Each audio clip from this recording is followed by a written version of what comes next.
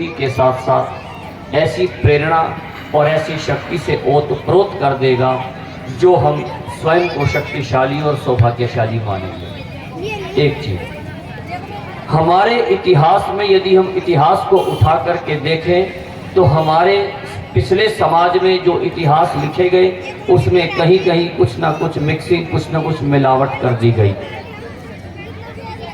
जैसे हमारा शास्त्र कहता है जहां पर गौवध होता है, गौ का रक्त गिरता है, वहां की सुख समृद्धि, सुख शांति सब समाप्त हो जाती है। जिस समय विधर्मियों का आक्रमण हमारे देश पर हुआ, उन्होंने हमारी संस्कृति से हमारी बुद्धि, जिस समय विदेशी संस्कृति के लोगों को, विदेशियों को वस्त्र पहनने की भी कला नहीं मालूम थी, उस समय हमारे देश में तक्षशिला और नालंदा जैसे विश्वविद्यालय हुआ करते थे। और उस समय हमारे देश में प्रति व्यक्ति 2 से 3 गाय आती थी। आज हमारी संस्कृति, हमारी सभ्यता, हमारा इस आधुनिक युग के अंदर प्रति व्यक्ति पे 15 गौ माता,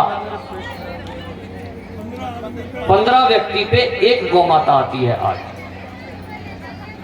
हम यहाँ पर बैठे हैं कार्यक्रम का आनंद लेने के लिए ही नहीं, हम संकल्प लेने के लिए बैठे हैं। हमें संकल्प यह लेना है, यदि आप भैंस पालते हैं तो गाय पालें, अगर आप दूध को मोल खरीदते हैं तो आप गौ माता का दूध खरीदें। हमारे देश को सोने की चिड़िया ऐसे नहीं कहा जाता था, हमारी बुद्धि सोने जैसी होती थी और हमारी बुद्धि को स्वर्णिम बनाता था गाय का दूध। हमारे वातावरण को पवित्र करता था यज्ञ। एक और छोटी सी बात, हम अपने घरों में विवाह उत्सव करते हैं, शादियों में जाते हैं, उत्सवों में जाते हैं, हम बड़े बड़े banquet hall, farm house book करते हैं, हम पूरा एक वर्ष शादियों की तैयारियों में लगाते हैं। क्या हम महंगे से महंगे कपड़ों को खरीदने को शादी कहते हैं? नहीं। हम बढ़िया से बढ़िया फार्म हाउस को बुक करने को शादी कहते हैं? नहीं। हम जिस प्रकार की तैयारियों में एक वर्ष लगा देते हैं उसको शादी कहते हैं? बिल्कुल नहीं। शादी उसे कहते हैं जिसे ब्राह्मण वेदी पे कराता है। और ऐसे बैंकेट हॉल जहां पर हजारों पशुओं का वध हुआ हो, ऐसे बैंकेट हॉल जहां पर असंख्य पेटियां मदिरा की पी गई हो, क्या हमारे देव शक्तियां हमारी संतान को आशीर्वाद देने वहां पर आएंगी? भाई साहब क्षमा करना, कभी नहीं आएंगी।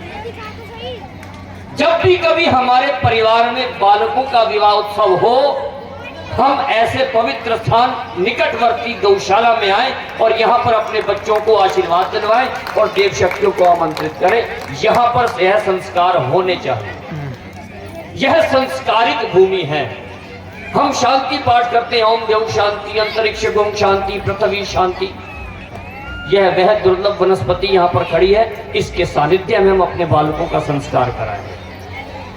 यह तीर्थ स्थान है, यहाँ की परिक्रमा करें।